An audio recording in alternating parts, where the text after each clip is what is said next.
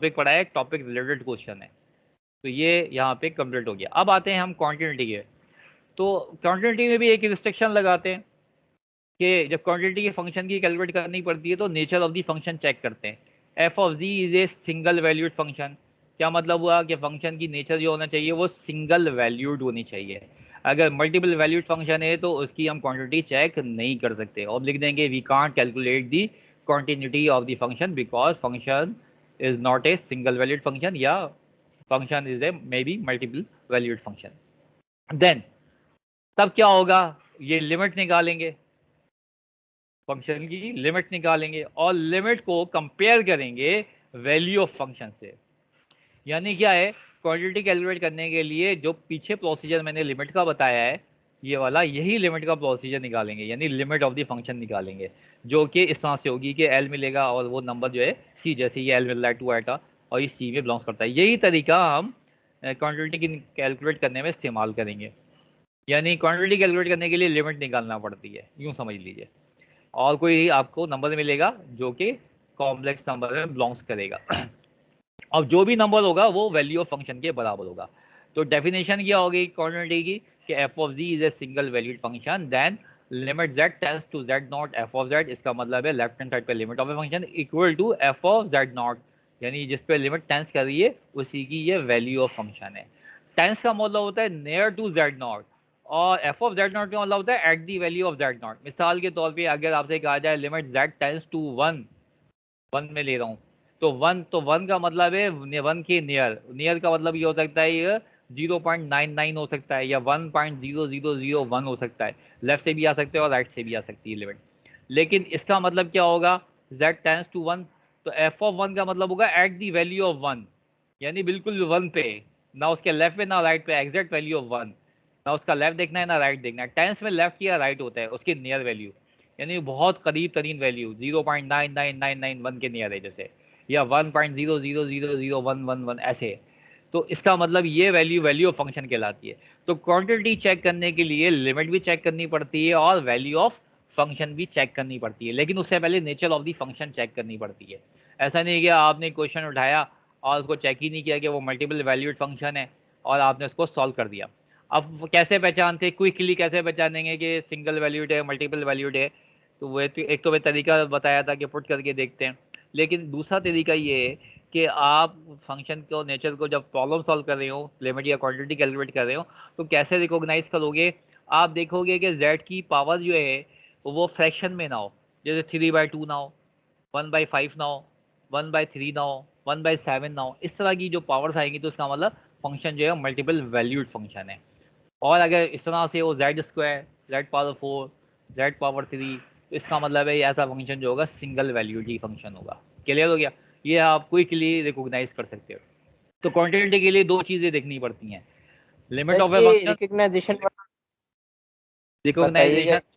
दोबारा बता देता हूँ, एफ ऑफ जेड जो फंक्शन है आपका एक्सपेंड हो रहा होगा, उसके अंदर आप देखोगे जैसे कि पावर जो होगी जेड की वो फ्रैक्शन में ना हो, जैसे जेड की पावर 3/2, 1/2, 1/5, 1/7, 2/7, इस तरह की ना हो।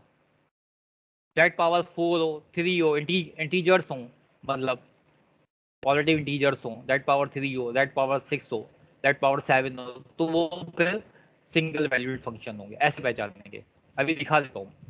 तो लिमिट जब आप निकालते हैं क्वांटिटी, तो लेफ्ट से पहले आप राइट निकालते हो, याद रखो, राइट को नोट करते हो।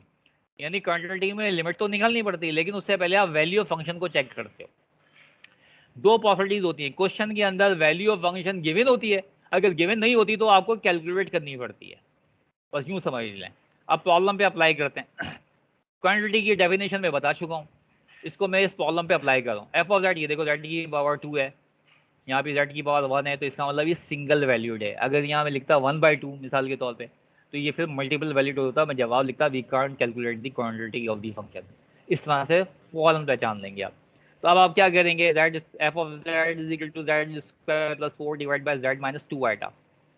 ये बेटा आपके पास फंक्शन दिया हुआ है, आपने रिकॉग्नाइज कर लिया ये सिंगल वैल्यूड है। If z is not equal to 2 iota, तो इसका मतलब है z की वैल्यू 2 आइटा नहीं है टेस्ट की कंडीशन में। यानी इसकी लिमिट कैलकुलेट करनी है। 2 आइटा नहीं है, उसके लेफ्ट पे होगा या राइट पे होगी value. While f of 2 eta, अब ये 2 आइटा पुट कर दिया फंक्शन में इक्वल टू 4 आइटा, ये वैल्यू ऑफ फंक्शन है जो कि गिवन है, ये चीज़ है राइट वाली। F of Z not, f of Z not का मतलब है 2 आइटा, उस पर जो आंसर आ रहा है वो क्या आ रहा है 4 आइटा। 4 आइटा किसका मेंबर है, सी का मेंबर है। तो इसका मतलब ये एक ऐसा क्वेश्चन है जिसकी क्वांटिटी कैलकुलेट करते वक्त वैल्यू ऑफ फंक्शन गिवन है, यानी आपके स्टेटमेंट की राइट हैंड साइड गिवन है। तो मैंने यही कहा था, अगर ये नहीं होती तो फिर मैं राइट हैंड साइड कैलकुलेट करता, यहाँ पे गिवन है, मोस्टली गिवन होती है। अब आपने सिर्फ लेफ्ट हैंड साइड को कैलकुलेट करना है, मतलब लिमिट निकालनी है, तो मैं लिमिट टाइम्स करा दूंगा इधर भी, क्या 2 आइटा के नियर, 2 आइटा नहीं है, 2 आइटा के नियर है, टू 2 आइटा एफ ऑफ जी, ये लिख दिया मैंने। लेफ्ट पे भी लिमिट अप्लाई करा दी और राइट पे भी, ये देखें अप्लाई करा दी, ब्रैकेट में लिख दिया मैंने। अब उसके बाद जेड स्क्वायर प्लस 4 के फैक्टर करो, तो जेड स्क्वायर प्लस 4 के फैक्टर होते हैं जेड प्लस 2 आइटा और जेड माइनस 2 आइटा। कैसे मुझे पता चला, ऐसे पता चला कि जेड स्क्वायर प्लस 4 को 0 के बराबर रखो, जब 0 के बराबर रखोगे तो जेड स्क्वायर इक्वल टू -4 आ जाएगा। जेड स्क्वायर इक्वल टू -4 आ गया तो अब आप जेड के रूट लोगे तो मिलेंगे +-2 आइटा, तो इसका मतलब दो फैक्टर हो गए, जेड प्लस 2 आइटा और जेड माइनस 2 आइटा। ये देखो इसके दो वेक्टर अप्लाई करके देखा लिमिट, तो 0/0 फॉर्म थी। जब 0/0 फॉर्म होती है तो फॉर्मूला हो जाता है, फैक्टराइजेशन कर दी। अगर 0/0 फॉर्म नहीं होती तो डायरेक्ट लिमिट अप्लाई करके आंसर ले लेते हैं। तो ये इसके दो फैक्टर्स हो गए, कौन कौन से, जेड प्लस 2 आइटा और z minus 2 iota. Z minus 2 iota से जेड माइनस 2 आइटा कैंसिल हो गया, लिमिट को अप्लाई कर दिया, 2 आइटा प्लस 2 आइटा 4 आइटा बन गया, मतलब limit of a function 4 iota. अब कंपेयर करोगे ये किसके बराबर है, 4 आइटा, यही वैल्यू है, और 4 आइटा किसके बराबर है, एफ ऑफ 2 आइटा के। तो इसका मतलब limit of a function 4 iota की जगह पे मैंने एफ ऑफ 2 आइटा। तो ये देखिए ये चीज़ जो बन रही है ऊपर वाली डेफिनेशन बन रही है, बन रही नहीं बन रही, लेट्स सी। इसका मतलब फंक्शन की क्वांटिटी एग्जिस्ट करती है। एनी क्वेश्चन, समझ आ गई बात। सर ये क्लियर है, क्वांटिटी एग्जिस्ट वाला ये हमने सर 4 आयोटा निकाल लिया, उसके बाद ये एफ ऑफ 2 आयोटा क्यों लिया है सर? ये देखो 4 आइटा गिवन है, यस सर। इसकी वैल्यू क्या है, एफ ऑफ 2 सर ये आइटा है, यस सर। तो इसकी जगह मैं क्या लिख सकता हूँ, एफ ऑफ 2 आइटा लिख सकता हूँ। क्लियर है, ठीक है सर। चलो ये समझ नहीं आता तो ऐसे निकालो। इसकी वैल्यू क्या आ रही है, 4 आइटा आ रही है लिमिट की, यहाँ तक क्लियर है, ठीक है, ये यस सर। 4 आइटा, और वैल्यू ऑफ फंक्शन भी क्या आ रही है, 4 आइटा आ रही है, दोनों बराबर हैं, यस सर बराबर है। इसी में इक्वल लिख दिया, करेक्ट। बस क्वांटिटी चेक करने का यही तरीका है कि limit of a function equal to the value of function. इस तरह से जितनी एग्जांपल्स आ जाए आप कर सकते हैं, उसमें कौन सा मुश्किल है। तो मैं क्या कर सकता हूँ यहाँ पे, z सर पावर 4 की z पावर 3 + 8 लिख सकता हूँ, ठीक है, क्लियर हो गया। इस तरह की प्रॉब्लम में बस ये स्टेटमेंट ही चेंज होगा, तरीका तो वही रहेगा ना, पूछना है कुछ, आगे चलें। जी सर। तो ये जी सर लिमिट भी पूछना है खत्म हो गई, जी पूछें, मालूम करें। सर। यहाँ पे हमने कहा था limit z tends to 2 iota, तो सर हमने डायरेक्ट ऊपर जो है ना 2 आइटा किस तरह पुट किया सर? नहीं, हाँ टेंस है उसके नियर है, नियर है, लेकिन पुट करके ही तो पता चलेगा ना कि कौन सी फॉर्म बन रही है, इसलिए पुट किया, पुट करके पता चला इंडिटरमिनेट फॉर्म बन रही है। जब इंडिटरमिनेट फॉर्म होती है तो फॉर्मूले लगते हैं, फॉर्मूला क्या है, ए प्लस बी होल, ए स्क्वायर प्लस बी स्क्वायर का फॉर्मूला लगा दिया। ए स्क्वायर प्लस बी स्क्वायर के जो फैक्टर्स होते हैं वो होते हैं ए प्लस आइटा बी और ए माइनस आइटा बी, तो लिहाजा जेड स्क्वायर प्लस का 2 स्क्वायर हो जाएगा, तो इसके फैक्टर होंगे जेड प्लस 2 आइटा और जेड माइनस 2 आइटा, ठीक है ना। तो इसलिए अगर ये इंडिटरमिनेट फॉर्म नहीं बनती तो मैं इस पर फॉर्मूला नहीं लगाता, इसके फैक्टर्स नहीं करता इस तरीके से। इंडिटरमिनेट फॉर्म बनने के बाद ही फैक्टर्स किए जाते हैं, क्यों किए जाते हैं, ताकि ये जीरो इंडिटरमिनेट फॉर्म जो है ये खत्म हो जाए। तो 2 आइटा नेट देख रहे हैं, अगर ये 2 आइटा के इक्वल होता तो मैं फैक्टर्स नहीं करता, फिर मुझे डायरेक्ट पुट करके 0/0 मैं कहता जवाब ही नहीं मिल रहा जी। तो इसका मतलब इसमें तो समझ ही नहीं आ रहा कि आंसर क्या होना चाहिए, जीरो को जीरो से डिवाइड करें क्या मतलब है, इंडिटरमिनेट फॉर्म है, इंडिटरमिनेट तो ही नहीं ना ये, इसीलिए फैक्टर्स होते हैं, फैक्टर्स होते हैं इंडिटरमिनेट फॉर्म के अंदर है। क्लियर हो गया, आगे चलते हैं। Yes sir. Find the point of sir discontinuity. अगर अब आप खुद देख लेना, बहुत सारी एग्जांपल में दे दूंगा हैंडआउट्स में।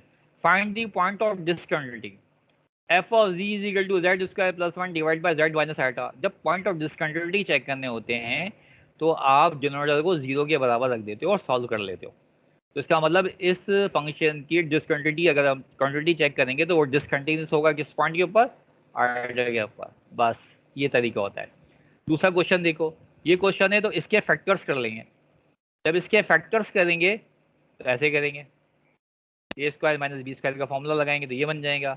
इसका लगाएंगे तो Z minus two Z plus two आएगा, इसका जेड प्लस टू आएगा और जेड माइनस टू आएगा, ये फैक्टर्स आ जाएंगे। अब इसको सॉल्व करेंगे तो z is equal to two, z is equal to minus two, z is equal to two आएगा, z is equal to minus two आएगा। तो ये जो वैल्यूज होंगी इस पे फंक्शन क्या होगा, डिसकंटिन्यूस होगा। तो ये पॉइंट्स ऑफ डिसकंटिन्यूटी कहलाते हैं। तो तरीका वही है, डिनोमिनेटर को उठाओ 0 के बराबर रख दो बस और सॉल्व कर लो, तो जो वैल्यू मिलेगी वो पॉइंट ऑफ डिसकंटिन्यूटी कहलाती है। ये सिंपल